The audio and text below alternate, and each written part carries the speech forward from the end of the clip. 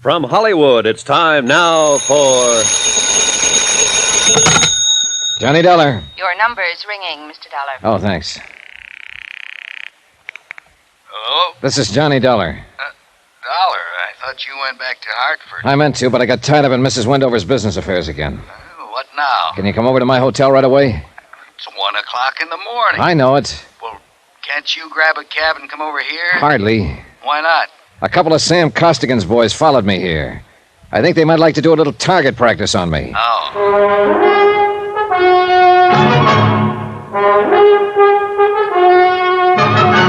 Tonight, and every weekday night, Bob Bailey in the transcribed adventures of the man with the action-packed expense account, America's fabulous freelance insurance investigator. Yours truly, Johnny Dollar.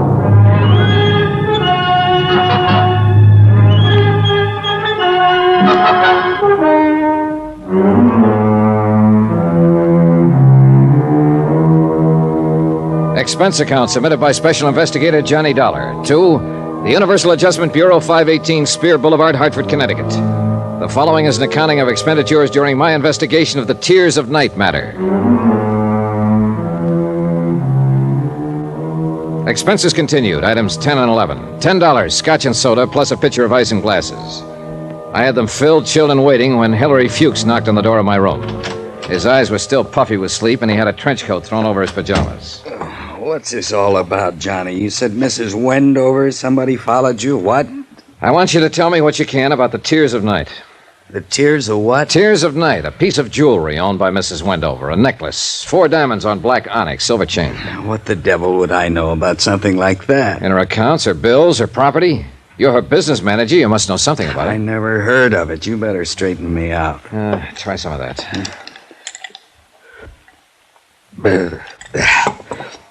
This is all too fast for me. Okay, I'll bring you up to date. I came here day before yesterday to investigate Mrs. Wendover's claim as beneficiary of the death of her husband. She forgot to file it for 2 years. Now, you explained why. I bought that. It's a legitimate claim. But I didn't buy her story about being cursed, or I didn't buy your idea that she was on the verge of blowing her top. No, I'm not so sure. I'm just along for the ride. Well, you left me in your office last night. A little while after you left, a man named Frank Scanlon came in and stuck a gun at me and said Sam Costigan wanted to see me. Costigan, the gambler? The same. Scanlon thought I was you. He took me over to Costigan's place. What's this got to do with insurance? Nothing. But it has something to do with Mrs. Wendover. Costigan had a necklace, the Tears of Night there. He said Mrs. Wendover left it as a pawn a week or so ago. Oh? He told me Mrs. Wendover called up and threatened to come out with policemen unless Costigan returned it. And as long as I was there, Costigan asked me to take it to her. I went over to her place, and what do you know? She was wearing the Tears of Night. I don't get this. Well, have another drink. Neither do I. By the time I got there to her apartment, Mrs. Wendover hardly remembered my name or that we'd met in your office. She was waiting for her boyfriend to show up. Incidentally, his name's Teddy Davis. Is he after her money or what? Search me. I never met him. Well, I skipped out of there and looked up the jeweler who'd made the necklace, a man named Hannibal Mortuus. I heard of him. He speaks Latin or something. That's the one. He told me the necklace I had was the real thing. Now, I want you to tell me who made up the one Mrs. Wendover was wearing. I don't know anything about it. Well, it had to be made up sometime within the last week, and you've been handling her business affairs. I don't know a thing about it, Johnny. All right, come here, take a look. Do you know anything about those 2 birds outside there? No. Well, one of them's a character named Feely. He works for Costigan. The other one I saw at Costigan's club. They tailed me from Mortuus's place. Probably been on me all night long since I picked up the necklace. Where is it now? I mailed it to myself from Mortuus's hotel. Those 2 out there, you better call the police if you think they're after you. Oh, nothing I could tell the police that would hold them up half a second. Mainly, I wanted to ask you about all this before I went on with it. What do you mean, go on with it? Go back to Mrs. Wendover, to Costigan, find out what's real and what isn't real? This isn't your line of duty. Why? Oh, I've been thinking about that. I don't know why. Maybe it's Mrs. Wendover. Those eyes of hers and that talk about the curse. I got a feeling she needs help in this matter. Somehow she needs help. What can I do, Johnny? Go to bed. I'll let you know what happens. Now, where's your car? In the parking lot back of the hotel. Give me the keys. I'll use that. Hey. Make yourself at home, Mr. Fuchs. Go to bed here. Oh. Yeah? Every now and then, walk over and look out that window and have a drink. They'll think it's me, and that's a good thought for them to have. Okay, what else? Well, if they start for the lobby, call downstairs and have them send up the house man and get the police. I don't think they will, but remember that. Well, why would they want... still think I've got that piece of jewelry on me. We shook up another drink, and I borrowed Fuchs's trench coat and left. I found his green Chevy without too much trouble, since there weren't too many cars out in the lot that time of morning. I looked at my watch, and it said 2:35. I drove around front past the two hoodlums, still keeping up their silent vigil, and found a street that looked familiar. 20 minutes later, I was in the parking lot beside Elise Wendover's apartment building.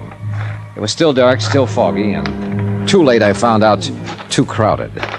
Somehow, the pair of hoodlums were waiting for me after all. Hey, this is him, Feely. Got a match, Dollar? Toby asked you if you got a match. He's a dummy, Toby. Don't answer. Got a match, Dollar? What'd I tell you? He's a dummy boy. You don't look like no dummy boy. You're nearsighted. Take your hands off. He's a dummy, all right, ain't you, Dollar? See, Toby? I told him about you being nearsighted and he wouldn't answer. He don't talk. Go on, smart boy. Tell Toby how sorry you are about him being nearsighted. Talk. I heard you talk before. Told you he was a dummy. Hey, tell me something, dummy. All insurance guys like you? Toby asked you a question. He wants to know if all insurance guys are like you. I don't like him. We asked questions and he ain't told us nothing. Hey, maybe we find out something went through his pockets, huh? Yeah. Even a dummy's got pockets. Ain't that right, dummy? Hold him, Toby. Yeah. All right, boys, you played the scene good, and I'll see what I can do for you, but I haven't got the necklace. Hey, he talks. Yeah, you make him talk again, Toby. Now, don't make him talk too much. We know if the stuff ain't on him, it's in his room. We can pick it up anytime. That's it. Easy, Toby, easy. Oh, he talks real nice, Feely, but he don't say much. Hey, you think maybe he's tough? Could be. No, I wasn't. And I didn't feel like talking in that quiet little parking lot where the only noise was them pounding on me. I told them I didn't have the necklace anymore, but they didn't care about that. They wanted to find out the hard way for me.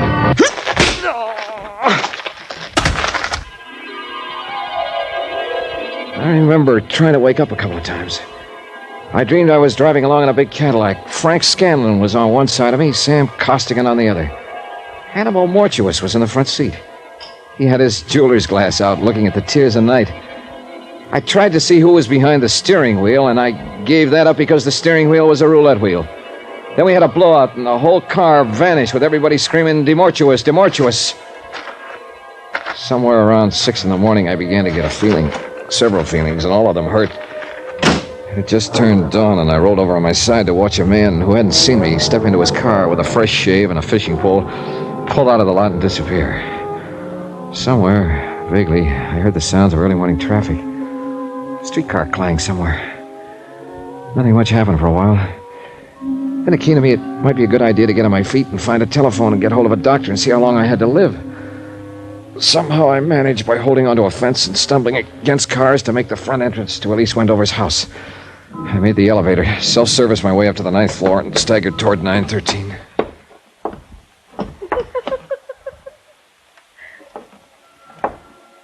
I would have been better off in the parking lot. Elise Wendover was there, sitting in a large chair by the window. She still wore the black strapless dress and urban piece she'd had on the night before. The drapes were drawn, the door was slightly open. Light from the hall seeped in. She had a telephone on her lap. The receiver was off, held idly in one hand. She looked at me. But she was looking at nothing. Oh. Hello. Oh, Mr. Dollar, it's you. You've been in an accident. You're hurt. I don't think you'll need this. Oh. Well then, Mr. Dollar. Well then. I suppose you've met some people tonight who know a great deal about me. A gambler? A jeweler? Did they tell you about Teddy Davis? He's really a dear, Mr. Dollar. Quite the nicest boy I've met since Noah died on the boat. Noah and I had so many things together, Mr. Dollar. I do think he enjoyed being alive with me. I mean, I cried when Noah died. I really did. I cried like a little baby. Of course, I cried when I heard my brother was killed in Korea and when Daddy died in his office with a heart attack. I shouldn't really cry anymore. I mean, after all, I am cursed. I told you that. Yes, I told you I didn't believe it. There's no such thing. But there is, you'll see. Mrs. Wendover. No, I have Teddy. He's really a dear. I do think he will be a very prominent artist someday. He paints. You know? Teddy asked me to marry him tonight. That's nice. You marry him. And Teddy isn't interested in my money. Could you believe that? What is my... I can't seem to get my tongue adjusted to my mouth. Did that ever happen to you, Mr. Dollar? Yes, sometimes. Perhaps I should see a correctionist. I'm glad you came by again, Mr. Dollar. I told you once that sometimes it means an awfully lot to speak to someone. Mr. Costigan. What? What about Mr. Costigan? Later. I know it must be strange to you, but some people live for nothing but money, and some people die for it. Stop it! Now tell me what's happened. Tell me what's happened so I can help you. They do look so funny. They're so very funny. I've seen them count money so often and so much money, and I really believe that is honestly all they live for, only. She pointed across the darkened room. Her black eyes glistened with no semblance of reason left in them. It took me 5 seconds to find the light switch. Stretched out on the floor of her apartment, they look funny, all right. Feely and Toby. Both of them as dead as you can get.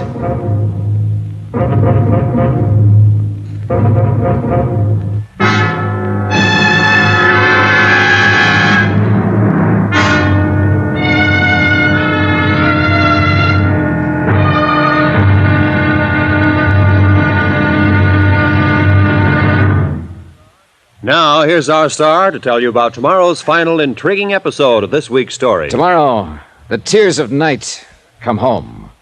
Join us, won't you? Yours truly, Johnny Dollar.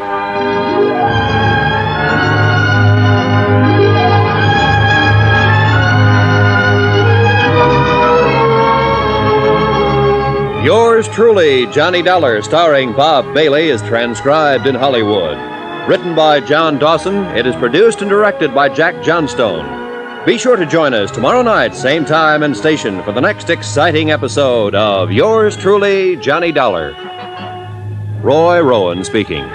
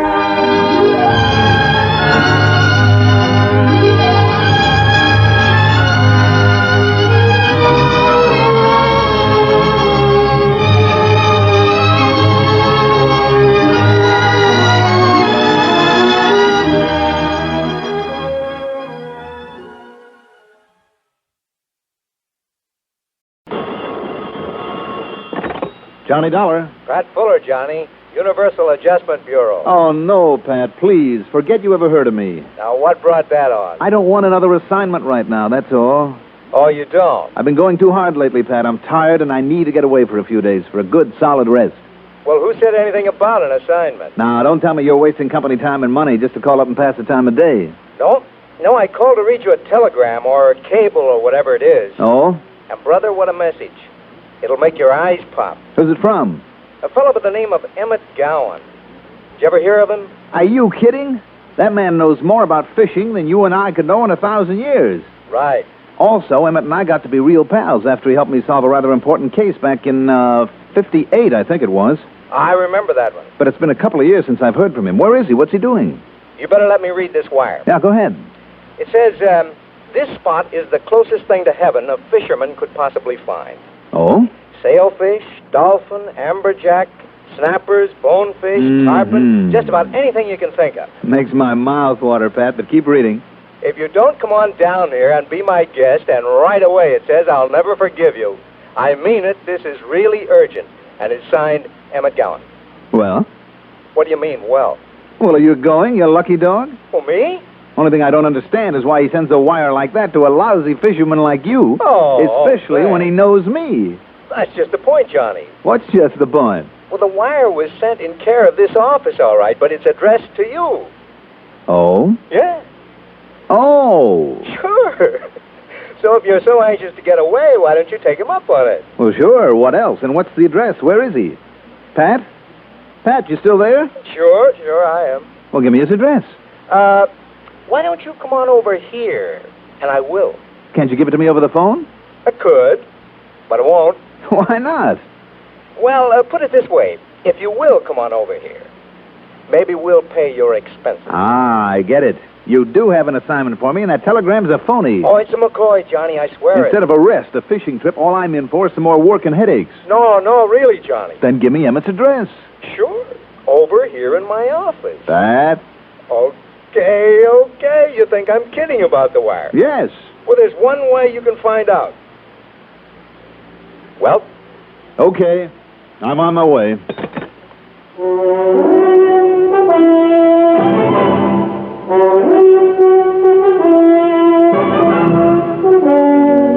The CBS Radio Network brings you Mandel Kramer in the exciting adventures of the man with the action-packed expense account, America's fabulous freelance insurance investigator. Yours truly, Johnny Dollar.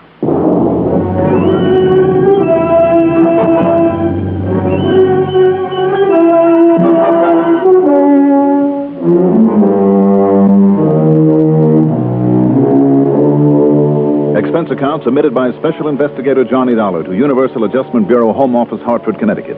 Following is an account of expenses incurred during my investigation of the lust for gold matter.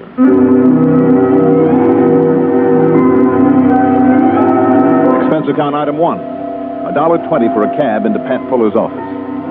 Much to my surprise, he hadn't been kidding. I mean about the wire from Emmett Gowan inviting me to enjoy what he claimed to be the greatest fishing in the world. And where? On the little island of Cozumel off the coast of Mexico. Yeah, and if anyone can show you where and how to land the big ones, Emmett Gowan sure can. You couldn't be more right, Pat. So if I were you, I'd pack up my duds and head for the island of Cozumel, and I mean right now. And you know something, Pat? I'll do it. And I just happen to have your plane reservations all set up and waiting for you. Oh, Patrick, you're a doll. Yeah. Now, you fly from here to New York to New Orleans, then across the Gulf of Mexico to Merida. Now, that's the capital of Yucatan. Now, wait a minute. And from there, it's only about an hour's flight to Cozumel. Pat. By this time tomorrow, you'll be fighting bonefish or wahoo or tarpon or whatever. At, company expense, did you say? Yeah. Why? Don't worry about it. Until after you've got in some fishing. And then? Come on, Pat. What's the hitch? No hitch, really, Johnny. No, it's just that, well, after you've had a few days rest and fishing, well, maybe you'd like to fly on over to our Mexico City office. Why? Oh, some client's been reported missing. Man by the name of Juano Ansana. Mm-hmm. His wife wants somebody on it, and, well, as long as you're going to be down that way, I thought maybe you might look into it. After the rest and the fishing. That's the deal. Pat, I still think there's a hitch in here somewhere. Oh, now, Johnny. But Cozumel, here I come.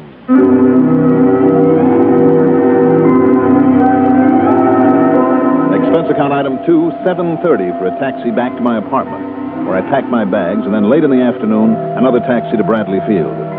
A prop job took me to New York, and less than 5 hours later, I was in New Orleans. Item 3, 1420, covers a cab from Moisant International to the Roosevelt Hotel, a bed for the night, then a very early breakfast the next morning on the ride back to the airport. 2 hours and 40 minutes later, we landed at Merida, out on the tip of Yucatan. I took a ferry plane from there, and well before noon was comfortably ensconced in one of the Cabanas del Caribe, a private bungalow overlooking the Caribbean. As I finished unpacking my bags... Come in, come in! Johnny, I just knew you wouldn't let me down. Emmett, how are you? Just fine, Johnny, just as fine as silk. How are you? Well, you want to know the truth, Emmett? I'm bushed. I'm a little beat. And you look it, too. Don't you worry, Johnny. A few days of the greatest fishing in all the whole world. And I mean that, Johnny. It'll make a new man out of you. Only one thing I don't understand about all this. What's that, Johnny? Universal Adjustment Bureau footing the bill. Not only for a trip to Mexico City on business afterward, but for this. Did you ever hear of a man named Juano Anzana? Then you do know something. Because that's the man Pat Fuller mentioned. Tell you what, Johnny. If we get going right now, maybe we can pick up enough fish for dinner. Emmett, do you know this Juano Anzana? I have the boat all ready, all the gas and tackle we need, so come on now. I knew there was a hitch. Well, you ready to start fishing? All right, Emmett. What's it all about? Fishing, Johnny. Emmett. And I mean it. Right now, there's nothing for you to think about except fishing. Well, ready? Okay. I'm ready.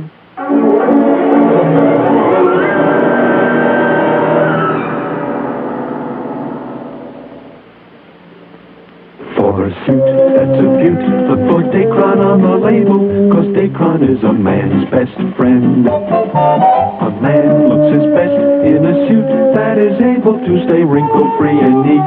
In summer rain and summer heat, in coats and slacks, you can relax when you know there is Dacron in the blend. There's just no denying in the clothes he'll be buying, Dacron is a man's best friend.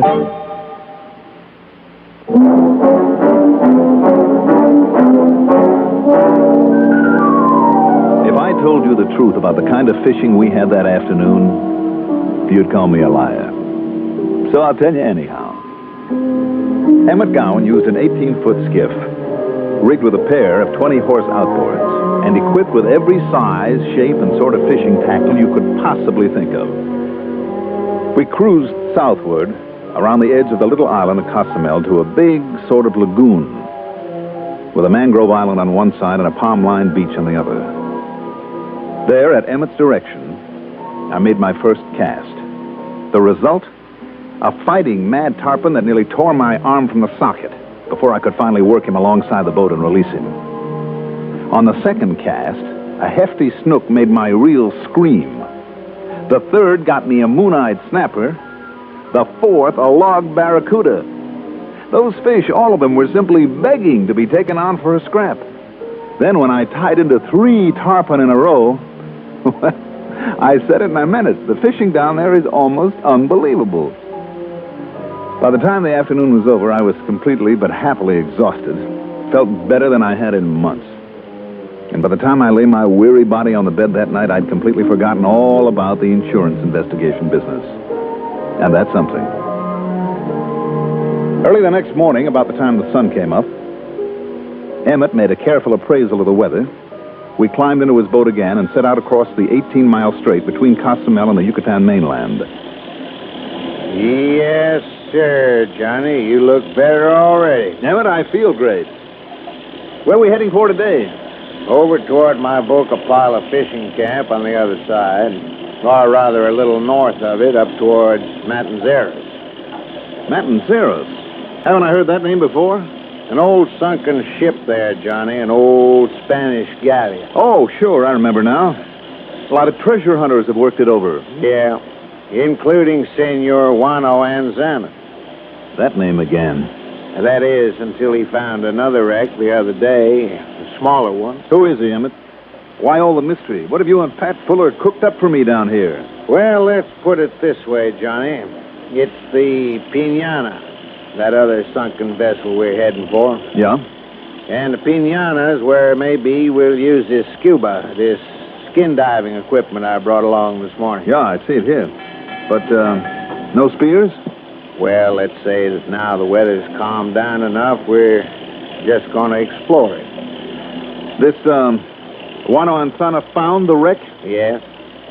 When I brought him over here for some spear fishing. But he's the one that... Johnny, he's the most unlikable man I ever did meet. I wouldn't trust him any more than I would a hungry shark. Emmett. But I had him as a customer, so I had to put up with it. Point is, he's the one who disappeared from Mexico City. Point is, Johnny, that he not only found some fish around the wreck of the Pinana, but he found something else. Some old Spanish treasure? He wouldn't say. He wouldn't say a thing about it, Johnny. But I've seen too many of these treasure hunters, and I just knew from the looks of him that he'd found something down there. Well, Emmett, didn't you come back later and see for yourself? Johnny, let me put it this way. Yeah? After all those years of fighting for the almighty dollar up north, for the first time in my life, I'm completely contented. I fish a lot, I ride a little, do some guiding. Gives me everything I need to be perfectly happy. I see what you mean. So why should I spoil it all by trying to find, then trying to hide, and then trying to spend the thing that causes other folks so much misery? Pretty unusual attitude, Emmett. Maybe so. But I guess it has its points. Johnny, I don't want anything, not anything, to interfere with this paradise I've found for both myself and my wife, Claire. That's why I didn't come back here to the wreck of the Pinana, because I was afraid that I might find some treasure in it. But you think that Wano and Sana did come back, huh? Well, that unholy gleam in his eye, Johnny, I felt sure he would. So that's it. So when I got a phone call from his wife in Mexico City that he hadn't come home, and the radio message from your Mr. Pat Fuller at the insurance company yesterday... Then your wire to me was the put-up job, Emmett, between you and Pat. No, in a way, I guess. But he did make me promise to get you a good rest and a lot of fishing. Now, I suppose the first thing to do is examine the wreck and see if we can tell if Ansana has come back to it. And, of course, Johnny, if he's there and working on it, well... Sure. That'll explain his disappearance from home. Emmett. Yeah? You surely don't think he'd be foolish enough to come out and dive alone? Johnny, where treasure is concerned, a man can sometimes get mighty foolish. Yeah, I guess you're right. And a man like him, Johnny... Yeah? Could also be mighty dangerous.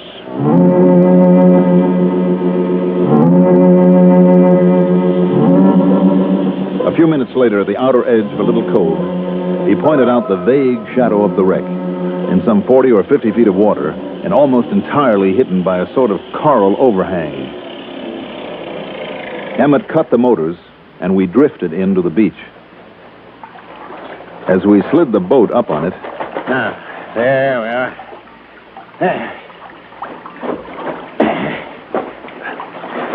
Now he can put on the scuba gear and...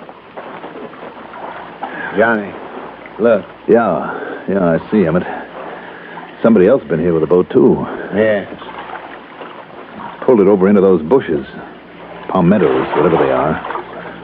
The bushes have hidden it. So he is here. Mr. Ansana? Senor Ansana? I'll go take a look.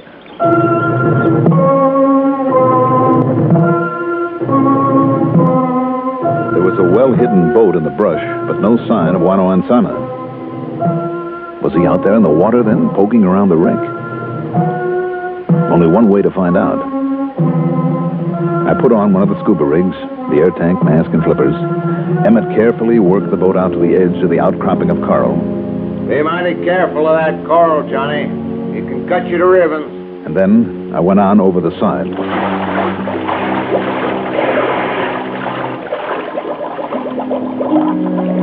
I was amazed at how clean and clear the water was down there.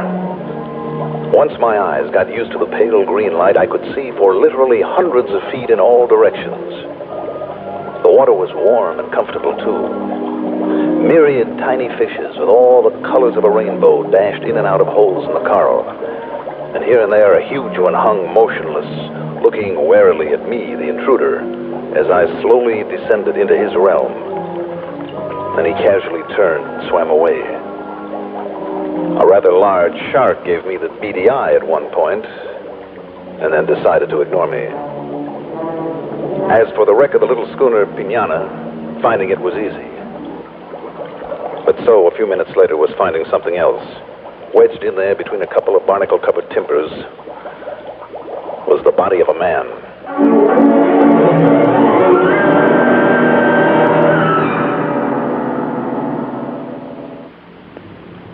Have you tried the mild, kind taste of Kent? You should, because You'll feel better about smoking with the taste of Kent. With the micronite filter. Refines away harsh flavor. Refines away hot taste. It makes the taste of a cigarette mild as a balmy day in the month of May. Kent is the best for the flavor you like. Kent is the best for the flavor you like. yes, Kent is the best for a mild, kind taste. Smoke a carton of Kent without switching. Discover the kind taste of Kent's blend of the world's finest quality tobaccos. Then try your old brand. What a difference in taste. Kent with the micronite. Kent with the micronite. Kent with the micronite filter. Refines away harsh flavors. Refines away hot taste. You'll enjoy the mild, kind taste of Kent with the micronite filter.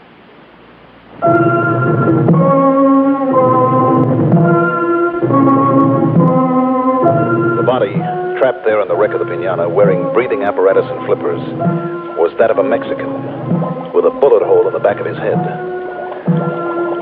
Although the light was poor, I was able to read the lettering on a dog tag on one of his wrists. The name was Juano Ansana. But who had killed him? And why? Could it have been whoever had hidden the boat up there on the beach? And Emmett's reaction to that boat when he saw it was as though he was familiar with it, knew the owner. I thought of trying to pry the body loose, but then looking upward, discovered the shadow of Emmett's boat in the 20 minutes or so I'd been down there had moved far over to one side of the coral reef. So instead, underwater, I worked my way over to it and then surfaced. Then, hanging onto the side of the boat with one hand, pulled off the breathing mask with the other and looked up into a very unfamiliar and a very unpleasant face. I do not know who you are, senor, but you might as well come aboard. What the devil? Who are you? And this boat, it's the one I saw hidden over there, and who are you? It's no matter. Here, I will give you a hand. Come on. Oh, sure. But where is... Here now. Thanks. Now, listen. No, senor, you listen. You see this gun? Who are you? You, senor, will never know. Because you will join him down there, you understand? You will join him. Join who? You talking about the body down there in that wreck? Or have you done... Yes, the body of the man I killed. Because he came here after my treasure. The treasure is mine, you understand? It's mine. I find the Piñana down there. I find it first. Even the Senor Emmett Gowan, he does not know of it. Now, wait a minute.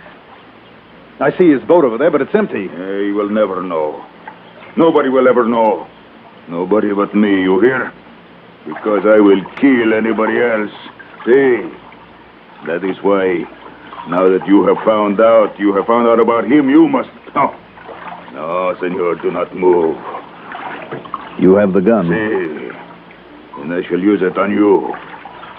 Before I bury you down there with him. So the secret of the Piñana will only be mine. Now, look, mister... No, senor.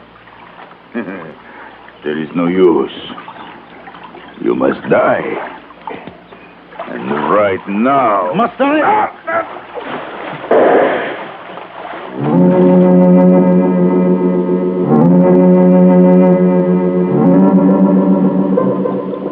After capsizing his boat, I suddenly found that in my struggle with him under the water, I was not alone. From somewhere over near the wreck, Emmett Gowan appeared in his scuba rig. Subduing our unfriendly companion was easy, and when we finally hauled him up onto the beach, completely tamed, out cold, as a matter of fact. Well, it's this way, Johnny. Like I said, he'd had a bad gleam in his eye, and it was more than just from a lust for treasure. It was like you'd think of madness. You're talking about Wano Ansana, down there in the wreck. In the wreck? Yes. I found his body down there, Emmett. A dog tag on his wrist. No, Johnny. This one's Ansana. What? Yes, sir. This one. He was mad. Don't you see what it means, the body down there? Well, now, I'm not sure. That other man found out about the piñata and came here to investigate. Ansana found him here and killed him. But why put his dog tag on him? So that when he, Ansana, found the treasure, he could just disappear with it. What little was left of the body by then, if it was ever found, more likely just a skeleton, would be identified as his because of the dog tag. Oh, I see. He'd be free and have the treasure, and nobody would ever know that he'd murdered over it. Johnny, I think you're right. Oh, wait a minute, Emmett. Yeah? How come you so conveniently appeared there underwater after I capsized his boat, and when I really needed your help? Well, Johnny, I knew that hidden boat was his. Yeah? But he wasn't anywhere about. And also, Johnny, there wasn't any sign of bubbles out there to show he was diving. Oh, you're so right. I never thought of that. So, he had to be hiding somewhere and watching us. Of course. So I took my boat around the other side of the reef, put on my scuba, then went on under, where he wouldn't know where I was. At least, that wouldn't make both of us sitting ducks for him. That's darn good thinking, Emmett. And then when I came up real slow and quiet under the flaring bow of his boat and heard what was going on, when I saw you starting to capsize it, sort of helped. No wonder it flipped so fast and easily. Thanks, Emmett. My pleasure, Johnny. Well, shall we get him back to Cozumel? Why not? I imagine the police might like to see him.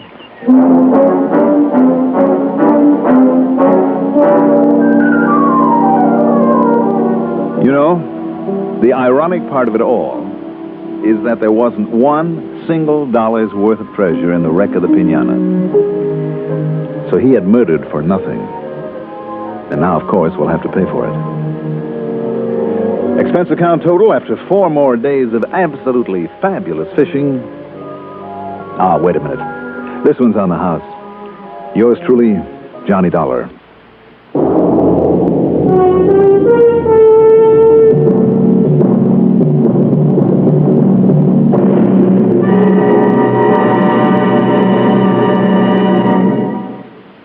Now, here's our star to tell you about next week's story.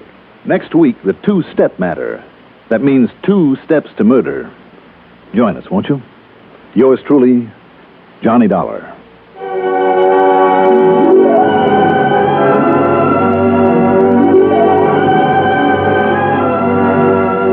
Yours truly, Johnny Dollar, is written by Jack Johnstone, produced and directed by Bruno Zerato Jr., music supervision by Ethel Huber, sound patterns by Walter Otto and Don Creed. Johnny Dollar is played by Mandel Kramer. Also featured in our cast were Bob Dryden as Emmett Gowan, Ralph Camargo as Juano Ansana, and Lawson Zerby as Pat Fuller. Be sure to join us next week, same time, same station, for another exciting story of yours truly, Johnny Dollar. This is Warren Sweeney speaking. Highways are not for sleeping. Stay awake and drive safely. This is the CBS Radio Network. From Hollywood, it's time now for Johnny Dollar. I'll take that, wise guy. Mr. Frankie Scanlon. Yeah, I'll tell him. What was that you yelled on the phone? You heard it. I heard you say Johnny Dollar. I told you a long time back I wasn't Hillary Fuchs. You told me a lot of things. If I'm going to see Costigan, trot him out. Just open the door and walk right in. I'm right behind you, see? Hello, Sam. Johnny Dollar. What's he doing here, Frankie? You mean this isn't Fuchs? Get out of here! Get out of here before I throw something at you! You heard the man, Frankie. Blow. No, sit down, Johnny. I won't bother shaking hands. You tried to put me in jail the last time we met.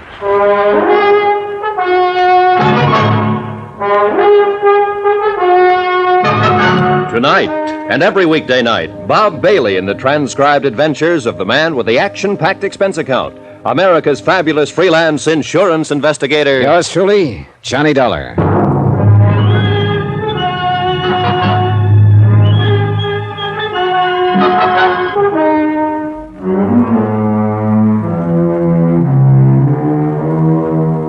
Expense account submitted by Special Investigator Johnny Dollar. Location, Miami Beach. 2, the Universal Adjustment Bureau, 518 Spear Boulevard, Hartford, Connecticut. The following is an accounting of expenditures during my investigation of the Tears of Night matter. I'm going to sit down here behind my desk and have a drink, Johnny. And while I'm having it, I'm going to ask you a question. Save your breath. I'll answer it anyhow, Sam. Sam Costigan sat hunched behind the big mahogany desk, glaring at me with a pair of small pig eyes half hidden in a beefy red face. Both hands rested out in front of him, flat. I told him how I'd come to Miami Beach to look into an insurance claim made by Elise Wendover, how I'd been in the office of Hilary Fuchs, her business manager, when Frank Scanlon had walked in, mistaken me for Fuchs, waved a gun under my nose, and insisted I come with him to see Costigan. So here I was, and so what about it? Help yourself, Johnny. Well, it's a pretty nice joint, Sam. How long have you been in business in Florida? Oh, about 2 years. How's the gross? Isn't as good as running beer in Chicago, but them days are gone forever. I make out all right. 2 crap tables, 2 roulette tables, a couple of games. A bar and restaurant break it up even. And I gotta be careful. Yeah. Cheers. Yeah, cheers. Well, you seem to have enough muscle outside and around to keep you comfy and cozy. Yeah, punks, all of them. Look at that Frankie Scanlon who dragged you over here. Crazy, that one. But he's the best of the lot, the best I can get nowadays. Not a good muscle left in the business. You could retire. Yeah, I might do that one of these days. No. Tell me about your hookup with this Wendover dame, huh? No hookup, Sam. She claimed benefits on her husband's life insurance. The claim should have been made 2 years ago. I investigated. It's okay. Made her? Yeah. Screwball, huh? In some ways. She's all right. Well, maybe it's as good you're here as this Fuchs guy. I wanted him to handle some business for hers, but maybe you can handle it. Yeah. You ever see this before? No. Oh, it's a little bit of necklace called the Tears of Night. It's worth a big hunk of cash. Each 4 diamonds are good stuff. Your friend Miss Wendover left it here a week or so ago when she went for a plunge at the roulette table. Anything to say? It's a very pretty necklace, Sam. Okay. We both know she's screwy, a widow with a lot of dough and a boyfriend named Teddy. Teddy Davis. He paints. Well, she sent me a check for the 5 G's she lost that night, and I wanted Fuchs to take his thing back to her, but now I got you instead. I want you to take it to her, huh? How about it? Is that all? That's all. I got my dough, she gets her Tears of Night back. I couldn't trust any of my punks with it, and I don't like to be seen in public, so you just take it back, huh? It's very simple. Why? Don't ever go on the stage, Sam. Why not? You can act, but you can't lie. You just can't lie at all. And it takes a good liar to be a good actor. Now that you've told me how simple it is, suppose you give me the unexpurgated sequel. All right, so a check Oh, bounce. stop it, Sam. She can't issue a check without a counter-signature by Hilary Fuchs. He hasn't issued 1 check on her account since he took it over 10 days ago. So if this thing is hers, explain it all to me, will you? The way it is. I want another drink. Yeah, you're right, Johnny. There wasn't any check. Miss Wendover called me a couple of hours ago and said if I didn't have this thing back to her tonight, she'd call a load of cops and come out and tear this joint apart. She sounded like she'd do it, too. I mean, well, you met her. You can't tell what she'll do from 1 minute to the next. Screw her, you know? Not so screwy if she dropped $5,000 and left that. And now she gets it back for nothing. I just want to get it off my hands. If she came out here with a cop, I'd be closed for the season, and I'm getting old. You know where she lives? Mm-hmm. I was there earlier tonight. Here, take the ice to her, and I'll chalk it up to experience, huh? Then you can grab a cab back and come on back out here, and I'll see that you have a good time on the house. How about it? I'll take it to her, but I won't come back here, Sam. Oh, Scanlon and Feely, them guys, huh? They worry you? You do. What? I don't believe your last story either. The only thing I believe is that this is Mrs. Wendover's necklace. So I'll take it to her. Sam. Yeah. You better get someone beside Feely at that table after this. You're telling me. You're telling me. He was mopping his face when I closed the door and went downstairs. By that time, the customers had started to roll in. Young, fresh-faced men with sallow eyes and quick movements, anxious to step up to the tables and lose money. Women in strapless dresses, anxious to show off their newest suntans and help whatever man they were with lose money. Old men, old women, dressed to the teeth. It was a sick old scene from a sick old play. Expense account item 4, $6. Cab fare from Sam Costigan's gambling club to Elise Wendover's apartment.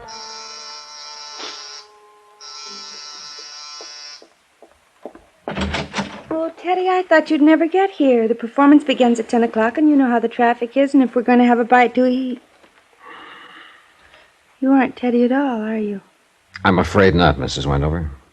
Where's Teddy? I don't know. Oh. What are you looking at? Your throat. Well, really, Mr. Dollar. Johnny Dollar. I met you in Hillary Fuchs' office. We talked here later on. Remember? Of course I remember. Well, really, Mr. Dollar, I'm only waiting for Teddy to come by so we can make the first show at the plaza. I better telephone him, don't you think? Yes, you do that. Good night, Mr. Dollar. The white ermine cape she was wearing and the black strapless thing needed a final touch. She had it. A diamond necklace. In fact, the Tears of Night, the one I had in my pocket, was hanging around her lovely neck. Downstairs in the good light of the lobby, I snapped open the necklace case. Mortuous it read, House of Jewelry. A gloomy word with a gloomy address. The sign on the window of the House of Mortuous gave a phone number in case of emergency. Item 6, 10 cents, one phone call about my emergency. I made it vague to Mr. Mortuous that thousands of people might die before 6 o'clock in the morning unless I could talk to someone about a piece of jewelry. It went over. Item 7, 50 cents, cab fare to the Sandy Beach Hotel on the less expensive side of Miami Beach. You find me a bit indisposed, Mr. Dollar, but on the phone you said it was a matter of jewelry. Therefore, Hannibal Mortuous is at your service. Now then, sir, what is so urgent? I came to ask you about a diamond necklace. I found your name stamped on the inside of the case. House of Mortuous, a most respected name in diamonds as well as all the lapidary arts. Most respected. Fine jewels and the name Mortuous are... Oh, I do beg your pardon. Continue, Mr. Dollar. I want you to take a look at this. And how, sir, do you come in possession of the Tears of Night? A man named Sam Costigan, who runs a gambling club, asked me to deliver it to a lady named Elise Wendover. Do you know her? A lovely body propelled by a ridiculous mind. This matter you have just described bears me out. For shame, such conduct. A gambling house, the Tears of Night a pawn. Blech. Then this is the real thing. It isn't phony. Mr. Dollar, I'm a gemologist. The House of Mortuous. Of course it's real. Take a good look. When an artist creates a dazzling thing of beauty such as this, would he be so unlikely as to forget the time, the patience, the agony of his creation, eh? See here, look here, under the light. 4 weeks, Mr. Dollar, 4 weeks working night and day just to drill that anchor for a simple molding. But see how each stone is carefully mounted to capture every single pinpoint of light. Beautiful, beautiful. An incomparable masterpiece. And for the money. Well, I'm just curious, Mr. Mortuous. How much money? About $10,000 on the wholesale market. What did Noah Wendover pay for it? $25,000. I saw another one just like it tonight. Ridiculous. The finest workman at best would only create a crude resemblance. This kind of artistry demands an artist, Mr. Dollar. And I am that artist. But it could get by, a copy of it. To the unpracticed eye, to the layman perhaps, yes. Latet in anguis herba, Latin. Yeah, well, all I know is agricola. A snake in the grass, eh? Something wrong? Yeah, mildly put. Something wrong, yes. Well, how much do I owe you for your time, Mr. Mortuous? Oh, nothing. It was my pleasure. You know, glancing at that again reassures me of the value and dignity of my work. Anywhere it is magnificent. But I dawdle. You say something is wrong. What? Mrs. Wendover, you say you met her. Several times. She ever mentioned anything to you about a curse? Curse? No, I can't say that she did. May I ask you a question? Yeah, sure. Are you a friend of hers? In a way. Off and on. I know what you mean. One is never quite certain with Mrs. Wendover whether one will be recognized or not, is one? Well, It's late. Yeah, well, I'm just leaving. No, you misread me, sir. I wasn't speaking of my own comfort. I noticed the fog has come in. It is dark outside. This is a lonely area.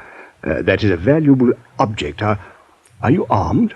No. If you are at all concerned for the safety of that piece, I have a small safe in my rooms. You may have the key if you'd care to leave it overnight. I'll take it with me. Yeah. Well, just as well, probably. Suggestion only. You will leave satisfied, I trust, Mr. Dollar? Oh, yes. Thank you, Mr. Mortuus. My pleasure, Mr. Dollar.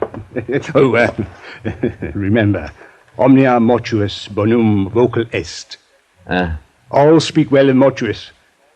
Upon, sir, upon. Good evening. Downstairs in the dismal lobby of the Sandy Beach Hotel, I looked out beyond the dirty glass windows to discover that the fog had indeed come in and surrounded the area with a choking darkness. The concern of Mr. Mortuus for his artistic creation told me to bang on the night bell and ask the night clerk for some wrapping paper and 50 cents worth of stamps. Expense account item 8. Item 9, phone call for a cab. Just before it arrived, I dropped the Tears of Night addressed to myself at my hotel in the lobby mailbox. I don't think the two hoodlums waiting outside saw me do it. I didn't think they saw me at all. But they followed my cab when it took me back to my hotel.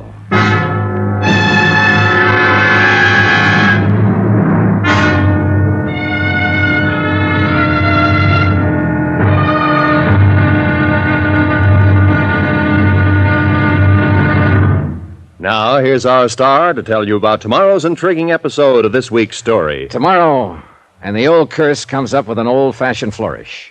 See you then. Yours truly, Johnny Dollar.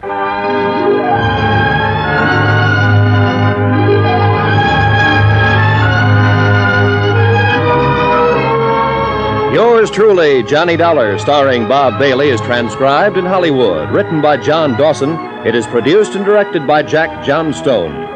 Be sure and join us tomorrow night, same time and station, for the next exciting episode of Yours truly, Johnny Dollar. Roy Rowan speaking.